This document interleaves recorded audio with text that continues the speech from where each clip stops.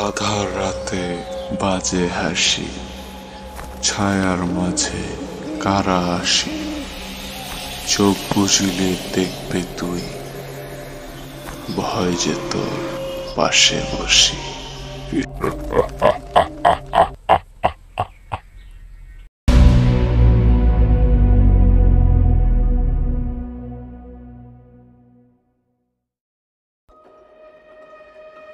আসসালামু আলাইকুম এভরিওয়ান, রমজানুর মোবারক সবাইকে।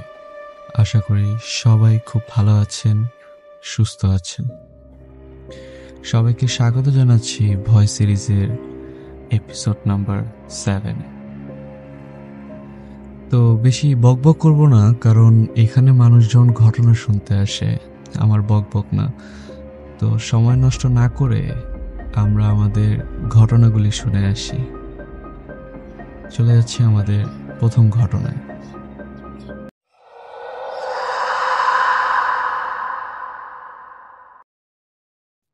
ঘটনাটি আমাদের গ্রামের।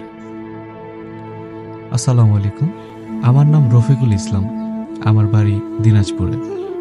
সঙ্গত কারণে আমি গ্রামের নাম বলবো না। আমার গ্রামে একটি পালং গাছ আছে, দেখতে বটগাছের মতোই, কিন্তু জোর থাকে না।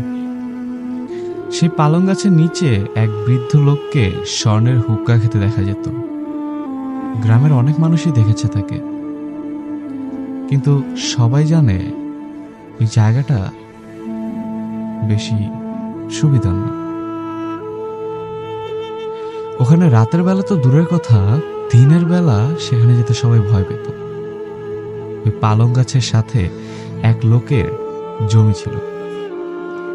বিকেল বা সন্ধ্যার দিকে ওই জায়গায় সে প্রায়ই যেত।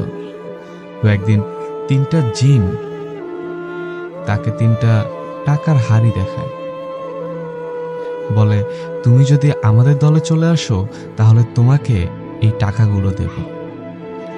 তো যথারীতি সেই ব্যক্তি টাকার লোভে হোক আর এমনি হোক রাজি হয়ে যায়। তো রাজি হওয়ার পরে তাকে আর জিন টাকাগুলি দেয় না। বিভিন্নভাবে আজ না কাল বলে ঘুরাতে থাকে।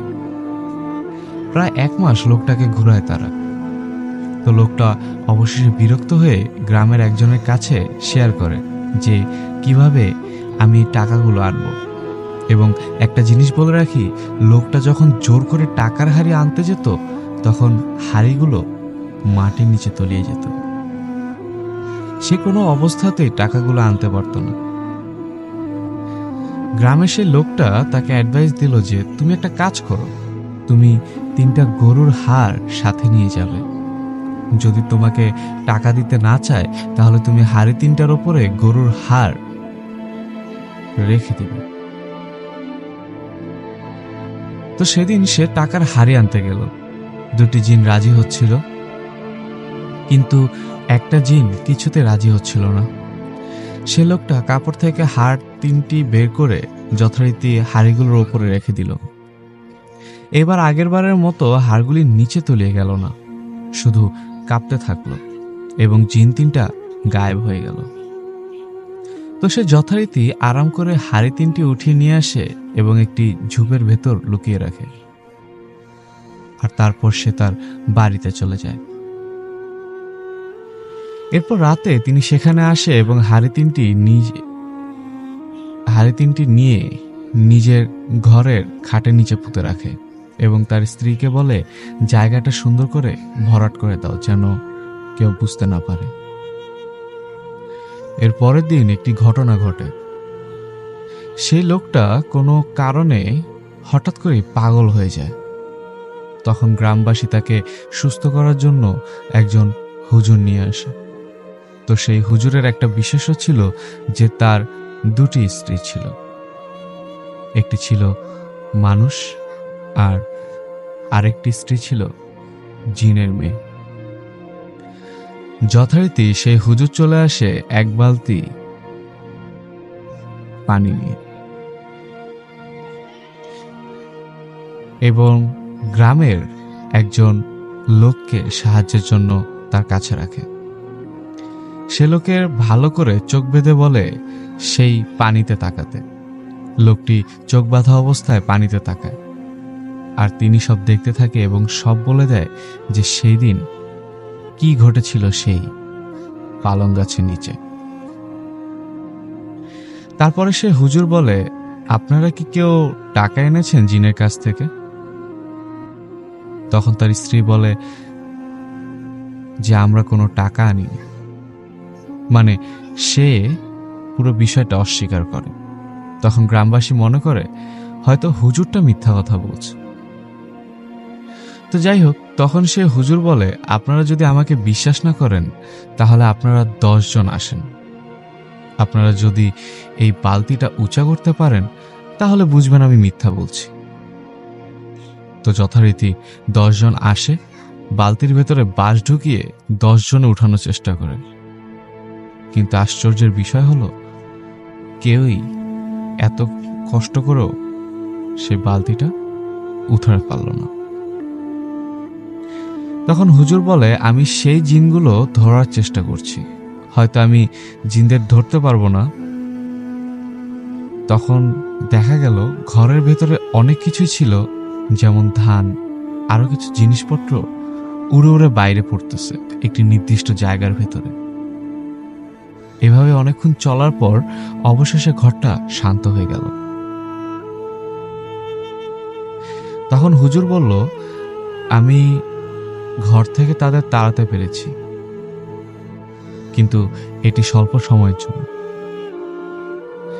ওরা যতক্ষণ না ওদের টাকা ফেরত পাচ্ছে ওরা ছাড়বে না। যদি টাকা নিয়ে থাকেন তবে তা তাদের ফেরত দিয়ে দিন। এটা বলে হুজুর সেই বাড়ি থেকে বিদায় নিয়ে নিল। হুজুরকে বিদায় দেওয়ার পরে ওই লোকটা সম্পূর্ণরূপে পাগল হয়ে গেল। তাকে কোনোভাবে সামলানো যাচ্ছিল না। আর অন্যদিকে লোকটির স্ত্রী সেই টাকা থেকে কিছু কিছু টাকা নিয়ে গ্রামে জমি কিনতে থাকে। সেই লোকটির স্ত্রীর এরকম জমি কিনতে দেখা দেখে গ্রামের মানুষজন তাদের কাছে এসে জিজ্ঞেস করতে থাকে, তোমরা তো দিনান্তে পান্তা ফুরাও, তোমাদের কাছে এত টাকা কোত্থেকে আসে যে তোমরা এত জমি কিনছো? তখন লোকটির স্ত্রী বলে, আমি আমার ভাইয়ের কাছ থেকে আরো আত্মীয় স্বজনের কাছ থেকে ধার নিয়ে জমিগুলি কিনলাম। আরো অনেক নানা বাহানায় সে মিথ্যা কথা বলতে থাকে। আর এরই সাথে তারা রাতারাতি অনেক বড়লোকও হয়ে যায়। সে পাগল থাকা লোকটি বাড়ির বাইরে দড়ি দিয়ে বাঁধা ছিল। উত্তরাঞ্চলে যারা ছিলেন তারা হয়তো জানেন সেইখানে বৃষ্টির সময় ওপর থেকে গোল্ডেন কালারের কিছু সাপ পড়ে। এটা কিভাবে পড়ে, কোথা থেকে আসে সেটা কেউই বলতে পারে না। গাছ থেকেই হোক বা যেখান থেকেই হোক সাপগুলো থাকে বিষাক্ত। তবে বিষধর হওয়ার পরও সেই সাপগুলি কাউকে কিন্তু কোনো ছোবল দেয় না।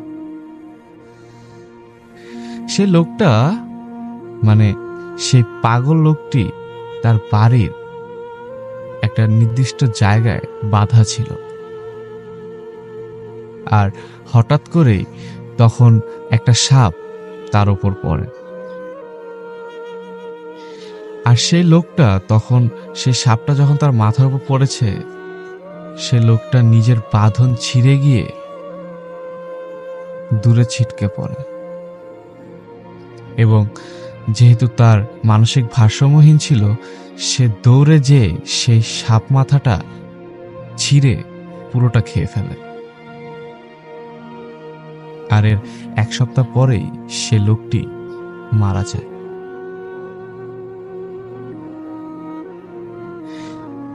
অনেকের ধারণা যে লোকটিকে সেই গাছতলাতে স্বর্ণের হুক্কা খেতে দেখা যায় সে আর কেউ নয়, সে ওই পাগল লোকটি। আর বলে রাখা ভালো, তার সেই স্ত্রীও কিছুদিন পরে অস্বাভাবিকভাবেই মৃত্যুবরণ করে। আর সবচেয়ে আশ্চর্যের বিষয় হলো, তাদের ঘর থেকে কোনো রকম কোনো স্বর্ণের টাকা বা কোনো কিছুই পাওয়া যায়নি।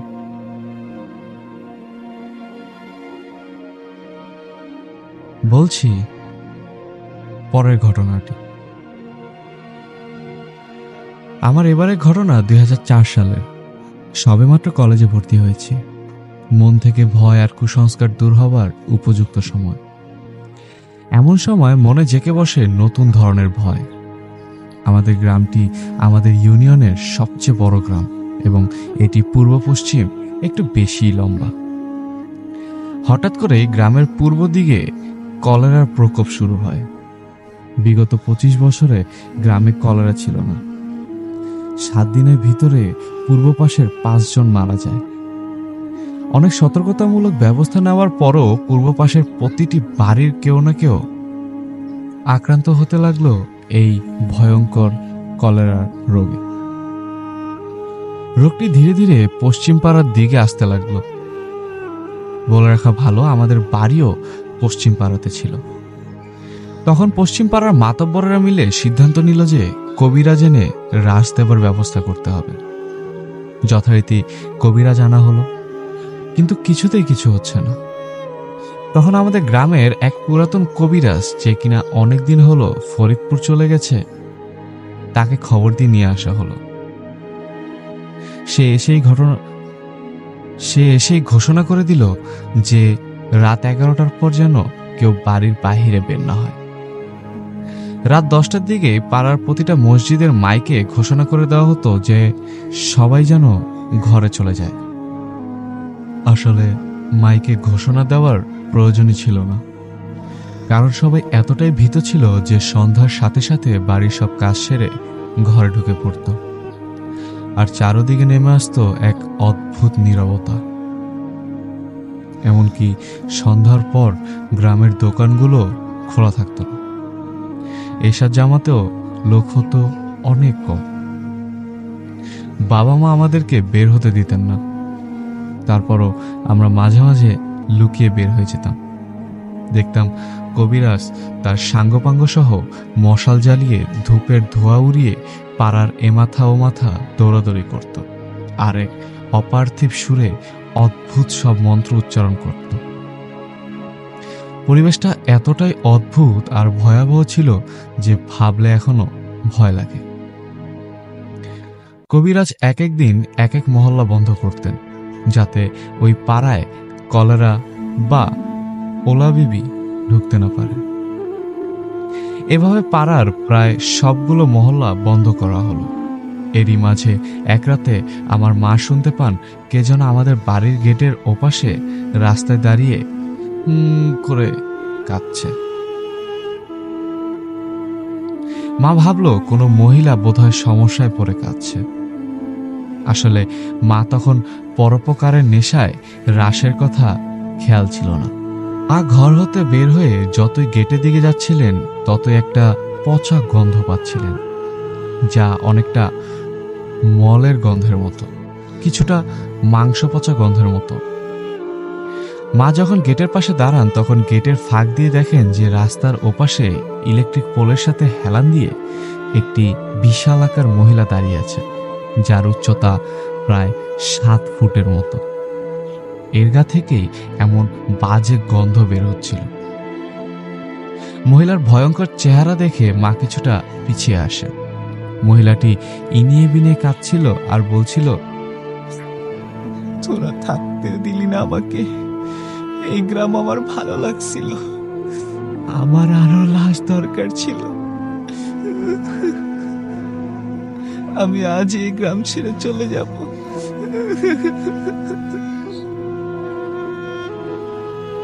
এমন সময় মার রাশের কথা মনে পড়ে যায় আর প্রচন্ড ভয় পেয়ে মা ঘরে চলে আসেন। ঘটনাটি এখানেই শেষ হলে পারত, কিন্তু ঘটনাটা এখানেই শেষ না। মা ছিলেন একটি গ্রাম্য সমিতির প্রধান। পরদিন সকালে কিস্তি দিতে এসে এক প্রতিবেশী, যিনি নৌকায় কাজ করেন, উনি বলছিল কালকে রাতে একটা ভয়ের ব্যাপার ঘটেছিল। মা জিজ্ঞাসা করলো, কি ঘটনা? তখন তিনি বলে যে কাল রাতে ক্ষেত থেকে আসার সময় 2 গ্রাম আগেই তাদের নৌকার তেল ফুরিয়ে যায়। তাই 13 জন লেবারের 9 জনই পাশের গ্রামে নেমে যায়। তিনি যেহেতু নৌকার মালিক, তাই তিনি সহ আরো 3 জন মিলে লগি মেরে মেরে নৌকাটা বাড়ির দিকে নিয়ে আসছিলেন। এমন সময় তারা দেখেন কে যেন গ্রামের শেষ মাথায় নদীর পাড়ে বসে আছে আর তাদেরকেই ডাকছে।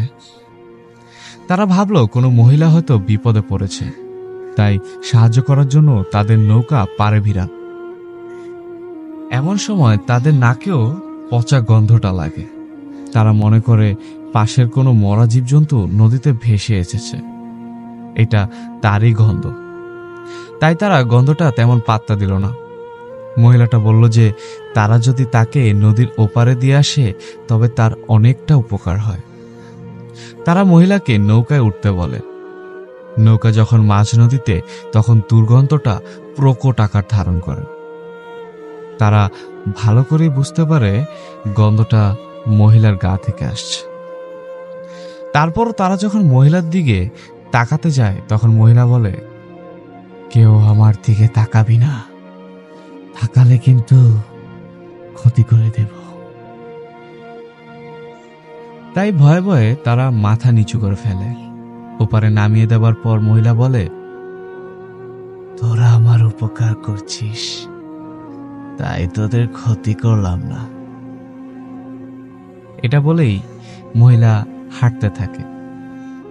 এরপর হতে গ্রামের কেউ আর কলেরায় আক্রান্ত হয়নি। ঘটনাটি এখানেই শেষ। তবে এই ঘটনার 4 দিন পর শনিবার যেই কবিরাজটি সব অঞ্চলে গিয়ে বন্ধ করে দিয়েছিল, সেই কবিরাজটি মারা যায়। তো এই ছিল আজকে আমার ঘটনা ভাইয়া। আশা করি আপনি সহ ভয় সিরিজের সকল লিসেনারদের এটা ভালো লেগেছে। বিশ্বাস করা বা না করাটা সম্পূর্ণই আপনাদের ব্যাপার। ভালো থাকবেন, সবাই সুস্থ থাকবেন। আল্লাহ হাফেজ। আজকে আমি আপনাদের যে ঘটনাটি বলতে যাচ্ছি সেটি যেমন বীভৎস তেমনি ভয়াবহ ঘটনা। ঘটনাটি বেশ 1 বছর আগে একটি সংবাদপত্রে প্রকাশিত হয়েছিল। সাংবাদিকের কাছে একজন ডোম ঘটনাটি বলেছিল। আমি তার বাসায় ঘটনাটি তুলে দিলাম। আমি যখন ডোমের চাকরি পেলাম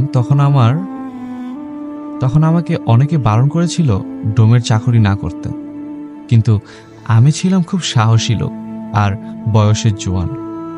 মানুষের কথায় কি আর চাকরি ছাড়া যায়? তাও আবার সরকারি চাকরি। আমি কাজে সময় মতো যোগ দিলাম। প্রথম দিনে শুধু দেখলাম ওরা কি করে লাশ কাটে। দেখলাম লাশ কাটার আগে ডোমরা মদ খায়। আমি ভেবেছিলাম বুঝি পচা গন্ধ ভুলে থাকতেই ওরা বুঝি মদ খায়। আমি এই কথাটা যখন তাদেরকে বললাম তখন তারা সবাই হাসল আর আমায় বলল, কেন খায় আস্তে আস্তে নিজেই বুঝে যাবে। আমরা ডোম সম্প্রদায়ের লোক হলেও আমি মদ খেতাম না। এভাবেই বেশ কিছুদিন কেটে গেল। একদিন রাতে আমার ডিউটি ছিল আমার ওস্তাদ মানে আমার সিনিয়র ডোম এর সাথে। উনি আমায় বলল, রাতে আলো জ্বেলে রাখিস আর রাতে লাশ ঘরে ঢুকিস না। যাই হোক, আমি সেই রাতে খেয়ে দিয়ে লাশের ঘরে চলে গেলাম। যে ঘরে লাশ থাকে সেখানে একটু উকি দিয়ে দেখে নিলাম সব ঠিকঠাক আছে কিনা। দেখে নিয়ে দরজা বন্ধ করে পাশের রুমে চলে এলাম এবং আলো জ্বেলে শুয়ে পড়লাম। সেটাতে আমার কেন জানি ঘুম আসছিল না আর মনেও কেন জানি অস্বস্তি বোধ হচ্ছিল। একটু মনে হয় চোখটা লেগে এসেছিল। এমন সময় হঠাৎ কারেন্টটা চলে যায়। সাথে সাথে চারদিকে ঘুটঘুটে অন্ধকার ছেয়ে গেল, আর সেই সাথে অসহ্য গরমে ঘেমে একদম গোসল করার মতো অবস্থা। না, আর পারা যায় না এমন গরমে। এমন গরমে কি কোথাও ঘুমানো যায়? উঠে বসলাম। কেন যেন একটা পাখা আনলাম না ভেবে নিজের ওপরে ভীষণ রাগ হচ্ছিল। উঠে বসলাম। এমন সময় মনে হলো লাশ ঘরে কিসের যেন শব্দ হচ্ছে। ব্যাপারটা কি?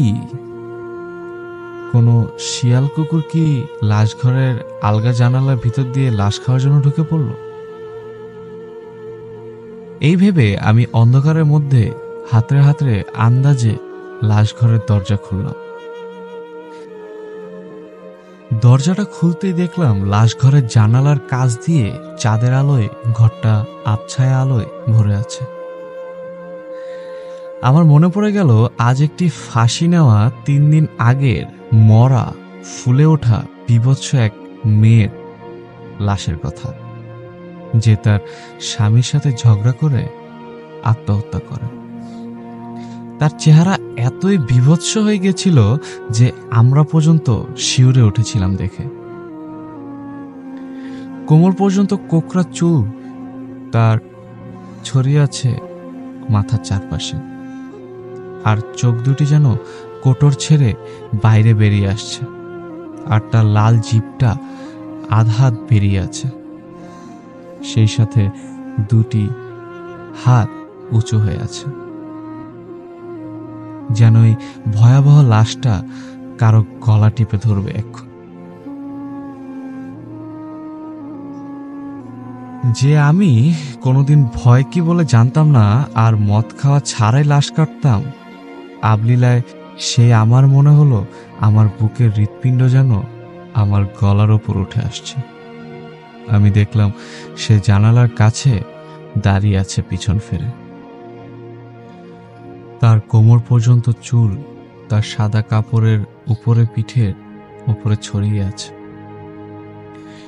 আমার আওয়াজ পেয়ে সে আস্তে আস্তে পিছন ফিরে দাঁড়ালো, আর তার সেই ভয়ালো চোখ দিয়ে আমার দিকে তাকালো।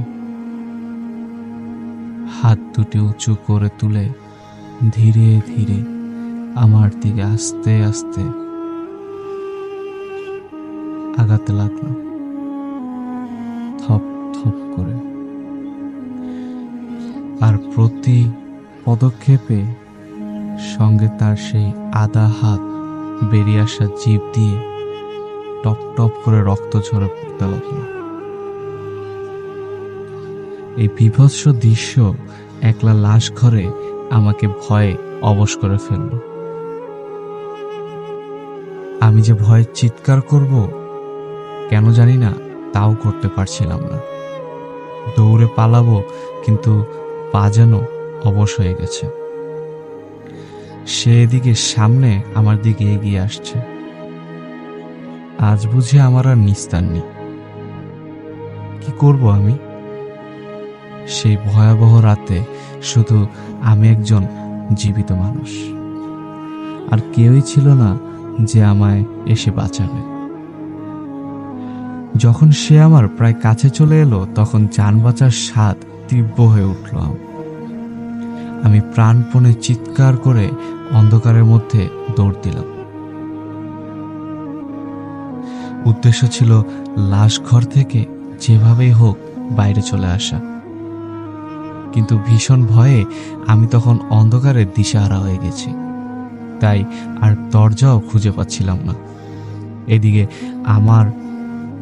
এদিকে আমি আমার পেছনে ক্রমাগত সেই থপ থপ শব্দ শুনতে পাচ্ছি, যেন আজ আমার আর নিস্তার নেই সেই পিশাচিনীর হাত থেকে। এভাবে দৌড়াতে দৌড়াতে আমি আর স্নায়ুর সাপ সহ্য করতে না পেরে জ্ঞান হারিয়ে ফেললাম। তারপরে কি ঘটেছিল আমার আর মনে নেই। পরদিন আমাকে জ্ঞানহারা দেখে হাসপাতালে পাঠানো হয়, সেখানে আমার জ্ঞান ফেরে। তারপরে বেশ কিছুদিন আমি রাতের সেই ভয়াবহ ঘটনাটার কথা ভেবে ঘুমাতে পারতাম না। আজও সে কথা ভাবলে আমি ভয়ে শিউরে উঠি। আসসালামু আলাইকুম সিয়াম ভাইয়া, আশা করি আপনি সহ ভয়েস সিরিজের সকল লিসেনাররা খুবই ভালো আছেন। সঙ্গত কারণে আমি আমার নাম আর আমার ঠিকানাটা বলতে চাচ্ছি না। আমি আজকে আমাদের এলাকায় ঘটে যাওয়া কিছু ভৌতিক ঘটনা আপনাদের শোনাব। আশা করি আপনাদের ভালো লাগবে। ভূত প্রেতের ভয় কোনোদিনই ছিল না এমন মানুষ খুঁজে পাওয়া ভার। পূর্ণিমা অথবা অমাবস্যার রাতে হাটবাজার থেকে ফিরতে গিয়ে ভূত দেখে অনেকে অজ্ঞান হয়ে গেছে, এরকম ঘটনা আমরা সবাই কম বেশি শুনি। ছোটবেলায় আমার ভূতপ্রেত বিষয়ে ব্যাপক আগ্রহ ছিল। আমি ছোটবেলায় সবচেয়ে বেশি ভূতের গল্প শুনেছি আমার বাবা আর দাদির মুখে। এছাড়া অনেকের মুখেই শুনেছি। তখন আমি এ সকল গল্প শুনে কখনো অবিশ্বাস করিনি, সবকিছুই সত্যি ভেবেছি। আমার অন্যান্য পরিচিতদের কাছেও শুনেছি অনেক ঘটনা বিবরণ। এইসব ঘটনারই কিছুটা বলবো, যার একটা ঘটনা ছাড়া বাকি সবগুলি ঘটনাই আমাদের এলাকায় ঘটে গেছে। রাত প্রায় 2টা, আকাশে মেঘেদের ডাকাডাকি, মাঝে মাঝে বিদ্যুৎ চমকাচ্ছে। যখন বিদ্যুৎ চমকায় তখন চারদিক কিছুক্ষণের জন্য আলোকিত হয়ে যায়। মদন শিকদার কোনো এক কারণে দূরে কোথাও গিয়েছিলেন, তাই ফিরতে এত রাত হলো।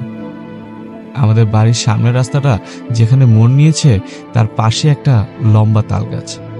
জায়গাটার নাম মোল্লা বাড়ির মোড়। বাঁশঝাড়, তাল গাছ, হিজিবিজি অবস্থায় থাকা মেহগনি গাছ আর আম গাছ দিয়ে ঘেরা জায়গাটা একসময় দিনের বেলা তো ভয়ানক লাগত। মদন শিকদার মোল্লাবাড়ির মোড়ে এসে হঠাৎ থমকে দাঁড়ালেন। কিছুক্ষণ চুপ থাকার পর তিনি বুঝতে পারলেন সামনের তাল গাছটা কাঁপছে, থরথর করে কাঁপছে। কিছু একটা বুঝতে পেরে তিনি গাছের মাথার দিকে তাকালেন না। আবারও বাড়ির দিকে পা বাড়ালে তাল গাছটা প্রবলভাবে কাঁপা শুরু করে। হঠাৎ মদন শিকদারের ওপর কে যেন প্রস্রাব করে দেয়। উটকো গন্ধযুক্ত প্রস্রাবে মদন শিকদারের শরীর ভিজে যায়। মদন শিকদার আর কাল বিলম্ব না করে এক দৌড়ে বাড়িতে এসে পড়ে। বাড়িতে আসার পর সে লক্ষ্য করে তার শরীর পুরোটাই শুকনো, একটুও ভেজা নয়। এই ধরনের ঘটনা সে মোল্লাবাড়ির মোড়ে মাঝে মাঝে ঘটত। মোল্লাবাড়ির সে মোড় থেকে একটু আগে রাস্তার বাম পাশে একটা বড় আম গাছ ছিল। ইয়া বড় বড় আম ধরত সেই গাছে। আষাঢ় মাসের ঝড়ে যখন আম কুড়াতে যেতাম সেই আমতলায়, তখন মাঝে মাঝে বড় বড় আম মাথায় পড়ে অনেকেই অজ্ঞান হয়ে যেত। একদিন স্কুল ছুটি দিয়েছে আমার, তখন আমি ক্লাস 2তে পড়ি। হাতে একটা কঞ্চি নিয়ে খেলতে খেলতে বাড়িতে ফিরছি। এমন সময় পরিচিত কোনো তরুণীর চিৎকার শুনে ছুটে গেলাম সে আম গাছটার দিকে। গিয়ে দেখি সেই বড় আপু চোখ বড় বড় করে এদিক সেদিক তাকাচ্ছে। যেহেতু তিনি চিৎকার দেওয়ার পর আমি প্রথম ওখানে গিয়েছি, তাই তিনি আমাকে লক্ষ্য করে হাতের ইশারায় গাছের ডালার দিকে তাকাতে বলেন। আমি গাছের দিকে তাকালাম এবং তাকিয়ে যা দেখলাম তা আমার মৃত্যুর আগ পর্যন্ত মনে থাকবে। দেখলাম গাছে একটা মেয়ে ফাঁসির দড়িতে ঝুলে আছে। মাথাটা একটু বেঁকে আছে, মুখ দিয়ে লালা পড়ছে। এতক্ষণে আরো মানুষ এসে গেছে। আমি ততক্ষণে প্রায় অজ্ঞানের মতো অবস্থা। আসলে ওই বয়সে আমার জন্য ঘটনাটা খুবই বেশি ভয়ঙ্কর ছিল। ওই দিন সারাদিন লাশটা গাছে ঝুলেছিল, কেউ নামায়নি।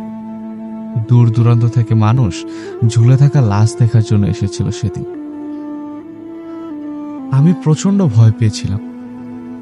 আসল ঘটনাটা হচ্ছে সেই মেয়ের মৃত্যুর পর শুরু হয় মানুষের নানা রকম ভয় ভীতির। এলাকার অনেকে দেখতে থাকে অনেক রাতে সে মরে যাওয়া মেয়েটি সেই গাছের আশেপাশে ঘোরাঘুরি করছে। রাস্তা দিয়ে কেউ হেঁটে গেলে হাতের ইশারায় তাদেরকে ডাকছে। আর এভাবে কয়েকদিন চলার পর এলাকার মুরব্বীদের উদ্যোগে সেই গাছটা কেটে ফেলা হয়।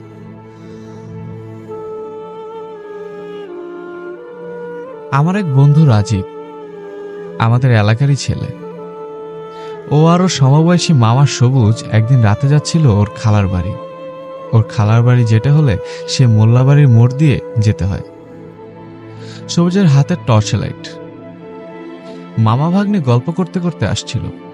এমন সময় ওরা দেখলো সামনে থেকে কিছু একটা ওদের দিকে ধীর পায়ে হেঁটে আসছে, মুখ দিয়ে হালকা গোঙানির শব্দ। ওরা ভাবলো হয়তো পাগল টাগল কিছু একটা হবে। ওরাও সামনের দিকে এগিয়ে চলল। সেই জিনিসটা যখন ওদের পাশ দিয়ে গেল তখন মনে হলো যেন কাঁচা মাছের গন্ধে চারদিক ছেয়ে গেছে। সবুজ একটু সাহস করে যখন পাশে ফিরে তাকালো তখন দেখা গেল একটা জ্যান্ত মাছ চিবুচ্ছে। 2 ইঞ্চি সমান দাঁত আর মাছটাকে ছাড়া ওরা আর কিছুই দেখতে পেল না। আর ওরা এইসব দেখে এত পরিমাণে ভয় পেয়ে গেল আর সময় নষ্ট না করে তারা দৌড় দিল তাদের বাড়ির উদ্দেশ্যে। রাজীবের বাবা তখন বয়সের যুবক। বন্ধুরা মিলে একদিন প্ল্যান করলো ছাগল চুরি করা হবে।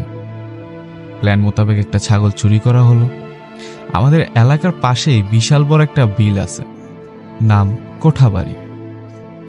কোঠাবাড়ির প্রায় মাঝখানে একটা ভিটা আছে। 100 বছর ধরে কেউ থাকে না সে ভিটায়। তবে লোকমুখে আমরা শুনেছি অনেক আগে নাকি এখানে এক বুড়ি থাকতো, তাই সে ভিটার নাম হয়েছে বুড়ির ভিটা। বুড়ির ভিটা পুরোটাই জঙ্গল আর বড় বড় গাছগাছালি দিয়ে ভরা। দিনের বেলাতেও কেউ যায় না সেখানে।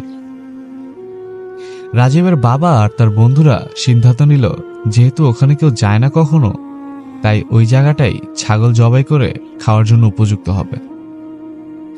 ওখানে ছাগলটাকে জবাই করে খাওয়া হবে।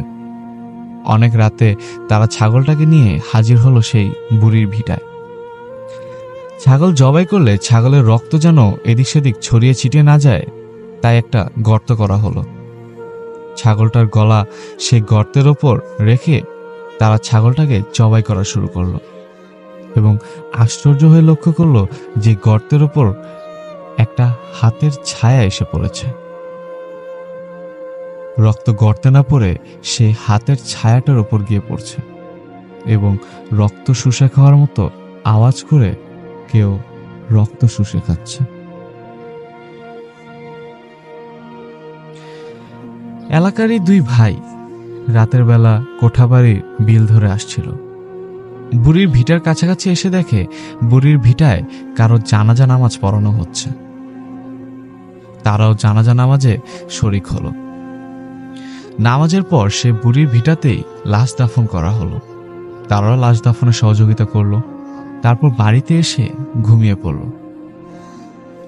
সকালবেলা ঘুম থেকে উঠে সবার কাছে জানতে চাইল এলাকার কে মারা গেছে। সবাই বলল, কই, কেউ তো মরেনি। তারা দুশ্চিন্তায় পড়ে গেলেন।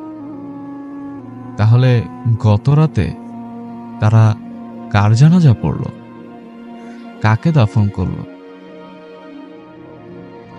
ছুটে গেলেন তারা বুড়ির ভিটায় লোকজন নিয়ে। গিয়ে দেখা গেল গতকাল রাতে তারা যেই জানাজা পড়ে কবর দিয়েছে সেরকম কোনো চিহ্নই সেখানে দেখা গেল না। এলাকার এক হুজুরের কাহিনী। সে যখন মাদ্রাসায় পড়তো তখন তাদের এক শিক্ষক তাদেরকে খালি জিনের গল্প বলতো। তাদের সেই শিক্ষকের সাথে নাকি জিনদের ভালো সম্পর্ক। তারা সেই শিক্ষকের কথাকে গাঁজাখড়ি গল্প ভেবেই উড়িয়ে দিতেন। তো সেই শিক্ষক একদিন তাদেরকে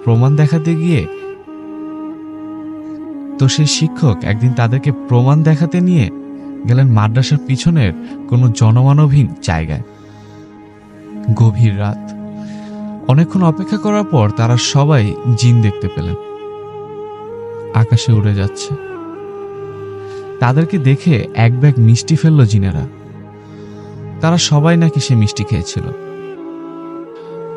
সব শিক্ষা প্রতিষ্ঠানে কিছু অতি পুংটা পোলাপান থাকে, তাদের মাদ্রাসাতেও ছিল। তিনিও সেই পুংটাদের দলেরই ছিলেন। তো তারা সিদ্ধান্ত নিলেন তারা কয়েকজন মিলে আবারও সেই জায়গায় যাবেন গভীর রাতে। তারপর দেখবেন সত্যি সত্যি জিনেরা সেখানে উড়ে কিনা।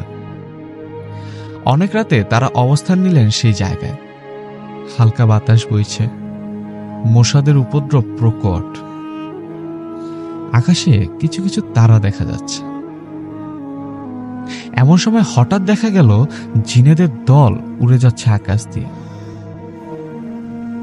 তারা সবাই ভয় পেয়ে গেলেন। তারা ভেবেছিলেন হয়তো আজও মিষ্টির ব্যাগ নেমে আসবে আকাশ থেকে, কিন্তু মিষ্টি আর পাওয়া গেল না।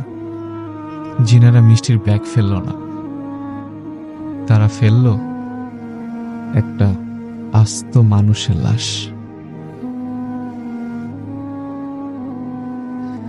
সে মোল্লাবাড়ির মোড়ে একদিন রাতে এক লোক আসছিল।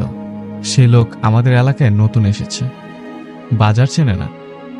এত রাতে বাজার খোলা থাকে কিনা তাও সে জানে না। মোল্লাবাড়ির মোড়ে এসে তিনি দেখলেন একজন মহিলা মাথায় লম্বা ঘোমটা টেনে হেঁটে যাচ্ছে। তিনি বাজার কোন দিকে তা জিজ্ঞেস করার জন্য মহিলাকে ডাকলেন। আম্মা, বাজারটা কোন দিকে?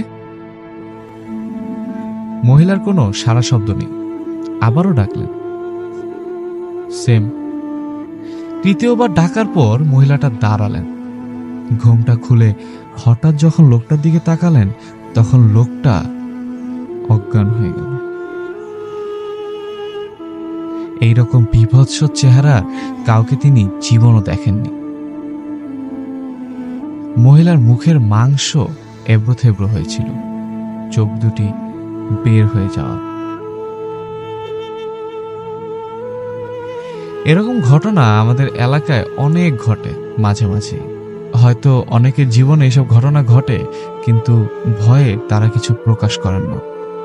হয়তো এর চাইতে অনেক ভয়ঙ্কর ঘটনা ঘটে গেছে অনেকের জীবনে আমাদের অজানাতে। তারা সেই সব অভিজ্ঞতা নিয়েই বেঁচে আছে আমাদের মাঝে। আমি ভূতপ্রেতে অবিশ্বাসী, তবুও আমি একা একা রাতের বেলা তেমন একটা বের হই না। এখনো মনে হয় সেই কেটে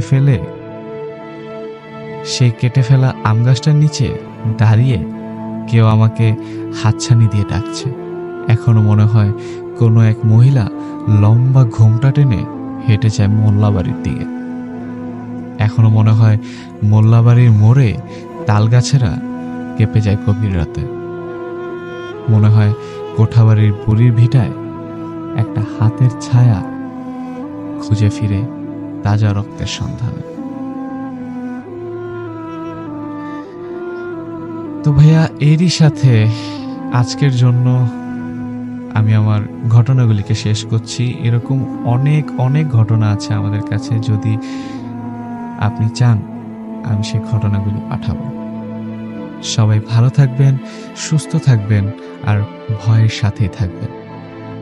সালাম আলাইকুম।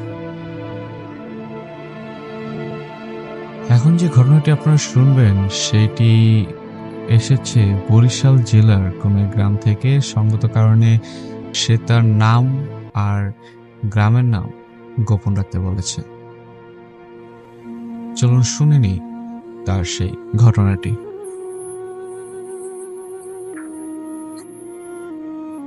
আসসালামু আলাইকুম সিয়াম ভাইয়া, আশা করি আপনি ভালো আছেন।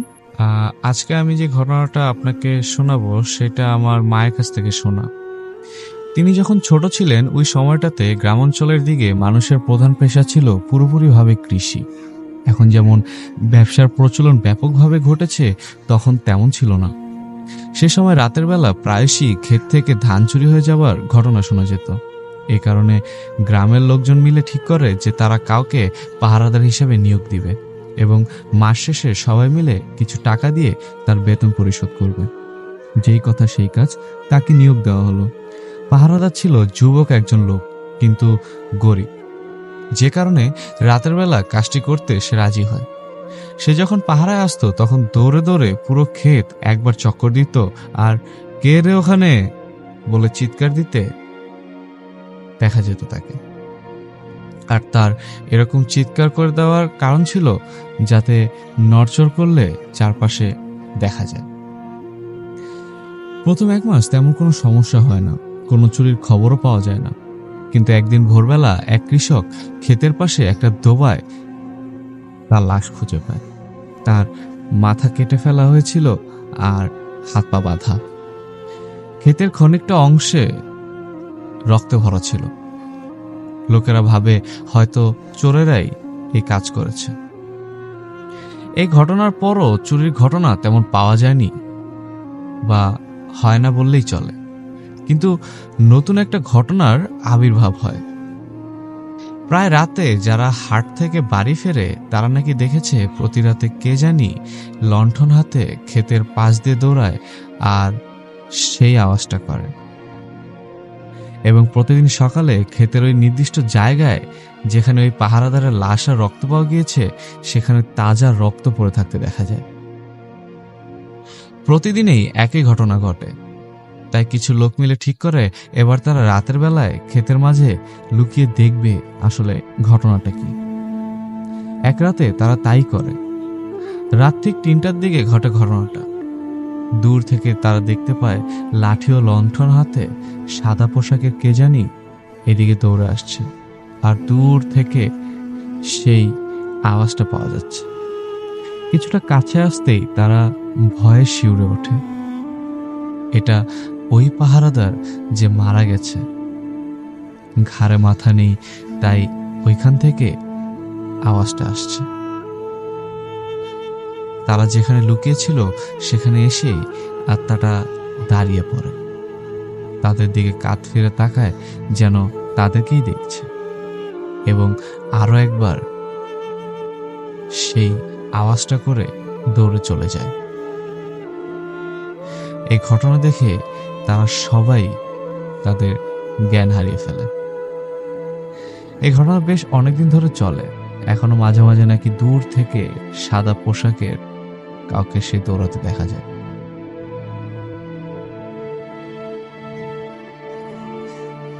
এখন আপনাদের সাথে আরেকটি ঘটনা শেয়ার করব, যা আশা করি আপনাদের ভালো লাগবে। এখন যদি স্বয়ং ভূত বা পেতনি এসে ভূতের গল্প লেখে ভয় পাওয়ানোর চেষ্টা করে, আর যদি বলে এটা একেবারে সত্যি ঘটনা, তাহলেও সেটা অনেকে বিশ্বাস করবে না বলে মনে হয়। স্বয়ং ভূত পেতনি আপনার সামনে এসে হাজির হলে সেই না হয় অন্য কথা। সাধারণ মানুষ হিসেবে ভয় পাওয়ানোর চেষ্টা করলাম। হাসবেন না কি করবেন তা আপনার ব্যাপার। এই ঘটনাটি ঘটেছিল বরিশাল বাবুরহাট গ্রামে। লোকটার নাম ছিল কানা মামা। আমার মা এবং আমার খালারা তাকে কানা মামা বলেই ডাকত। লোকটা আজন্ম অন্ধ। আমি জানতাম অন্ধদের একটা ভালো গুণ আছে। তারা যে রাস্তা দিয়ে বারবার যাতায়াত করে সে রাস্তায় দিনের যে সময় তাকে রেখে আসা হোক না কেন, তারা ঠিকই রাস্তা চিনে আসবে। কিন্তু কানা মামার ক্ষেত্রে তা ছিল ব্যতিক্রম। তিনি নিজে থেকেই কয়েক মাইল পথ পাড়ি দিয়ে অন্য গ্রামে চলে যেতেন, আবার নিজে নিজেই গভীর বেলা বাড়ি ফিরতেন এবং দরজার সামনে দাঁড়িয়ে নিজের শরীর ঘাঁটতেন আর যাহ যাহ বলে ধমকি দিতেন। আসলে তিনি ছিলেন একজন ওঝা গোছের লোক। লোকে মুখে জানা যায় তিনি কালো জাদু জানতেন। তার সাথে কিছু জিন আর পেতনি সর্বদাই চলাফেরা করতেন। তারাই তাকে রাতের বেলা পথ দেখিয়ে নিয়ে আসে, আবার চলে যায়।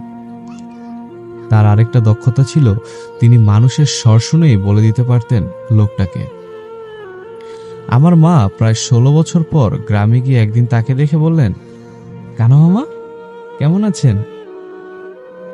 তখন কানা মামা সাথে সাথে উত্তর দেয়, কিরে রেনু, এত বছর পর এলি?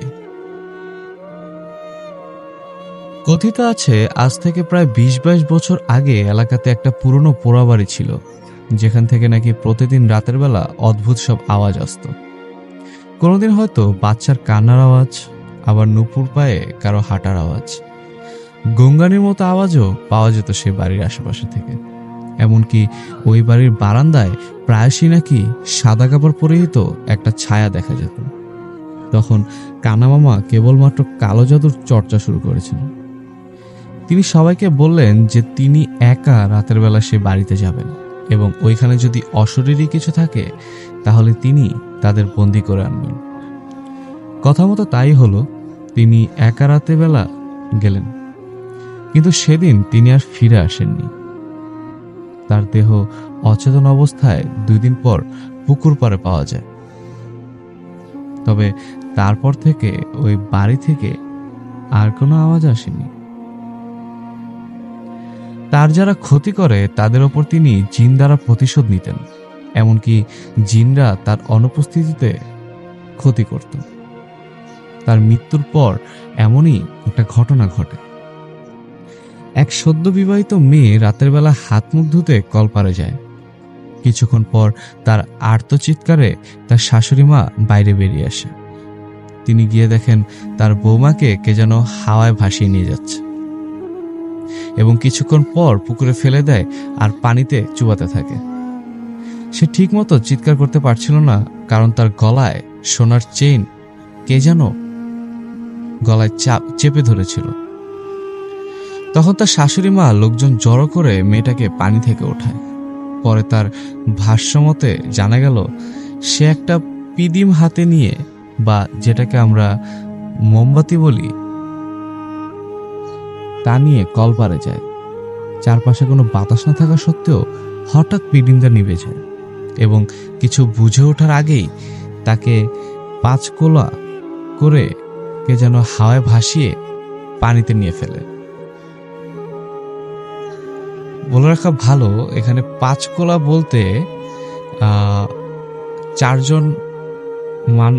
4জন যখন একজনকে ধরে হাওয়ায় ভাসিয়ে নিয়ে যায় সেটা বোঝানো হয়েছে। তো সেই সদ্য বিবাহিত মেয়েকে 5 কোলা করে কে যেন হাওয়ায় ভাসিয়ে পানিতে নিয়ে ফেলে, পানিতে ডুবানোর চেষ্টা করে।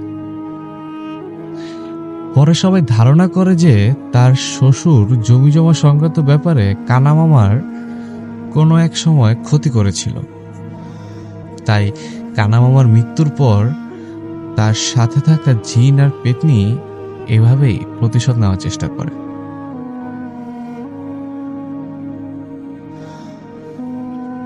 Welcome back everyone.